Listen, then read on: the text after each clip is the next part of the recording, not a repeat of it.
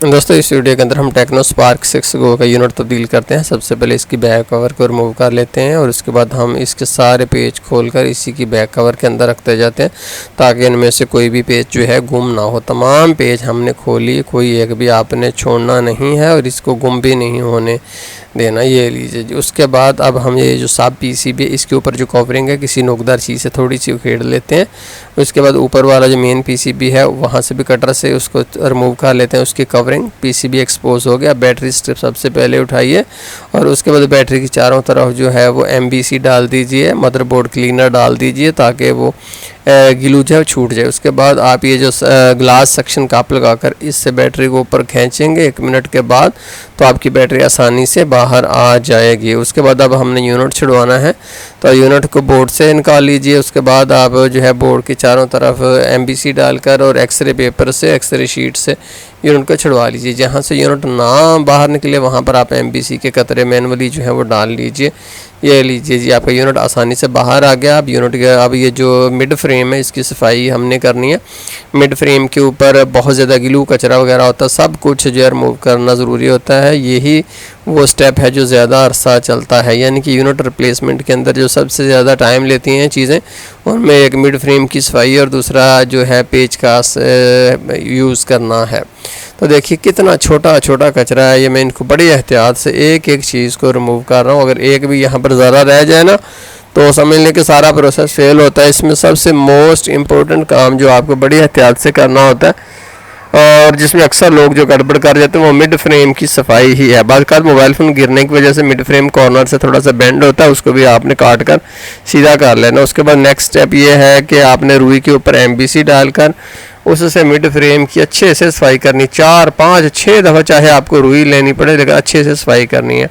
अब ये जो पहले वाला फ्रेम है इसके ऊपर ये जो होता है ना एयर पीस की जाली होती है, इसको आपने चंद कतरे एमबीसी के डालकर बाहर निकाल लेना। अब उसकी अच्छे से एमबीसी डालकर पहले इसके ऊपर मट्टी वगैरह खुरस दीजिए, अच्छे से सुराख खोल दीजिए और फिर उसके बाद आपने जो है ना एक ब्रश लेना है, दांतों वाला ब्रश आप ले सकते हैं, उससे भी आपने इसकी अच्छे से सफाई करनी। जाली आपने मुकम्मल तौर पर खोल देनी है। ये देखिए अब सफाई हो गई। अब मैं दांतों वाला ब्रश लेकर दोनों के ऊपर जो है केमिकल डालकर, थिनर डालकर, एमबीसी डालकर अच्छे से इसकी सफाई करता हूँ, जो कि मैंने पुराने यूनिट से निकाल लिया था।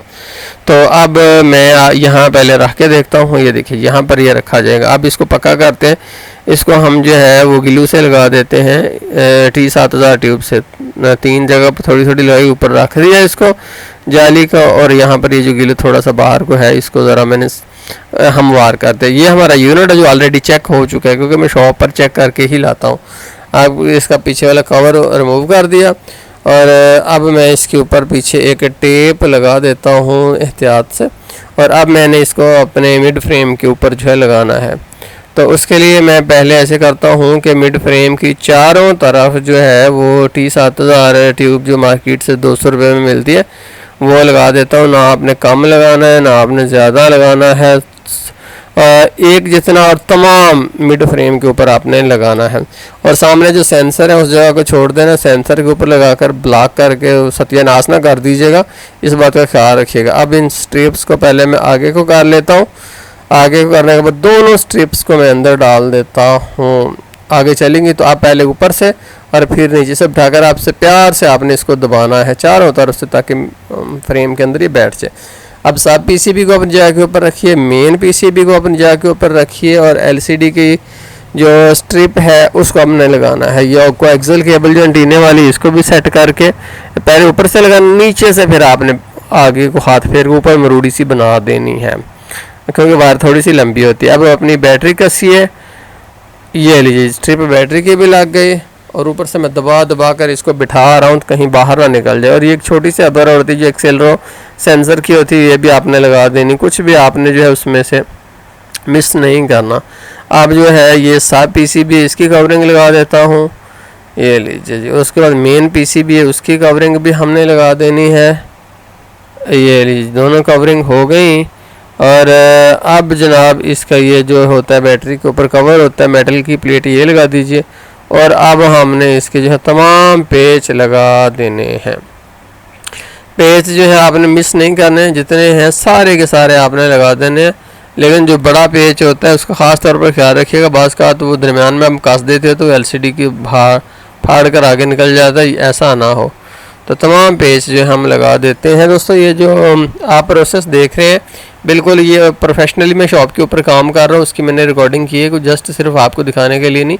यूनिट में 1700-1800 में मुझे मिल जाता, मैं चेक करके शॉप से ना फिर ख़रीदता हूँ, वो मुझे खुद ही चेक कर देता बंदा, तो यहाँ पर लाकर मैं लगा देता हूँ। अब जो ना बैरूनी कवर लगा दिया और हमने जो है इसकी टेस्टिंग की, तो देखिए हमारा Tecno mobile phone successfully on हो चुका है। तो अब हम जो है इसके स्कॉच टेप लेकर इसकी तमाम सिमतों में स्कॉच टेप जो है आगे स्क्रीन के ऊपर लगाकर पीछे खींचकर बैक कवर को, फिर स्क्रीन के ऊपर लगाकर पीछे खींचकर बैक कवर को हमने लगा देना।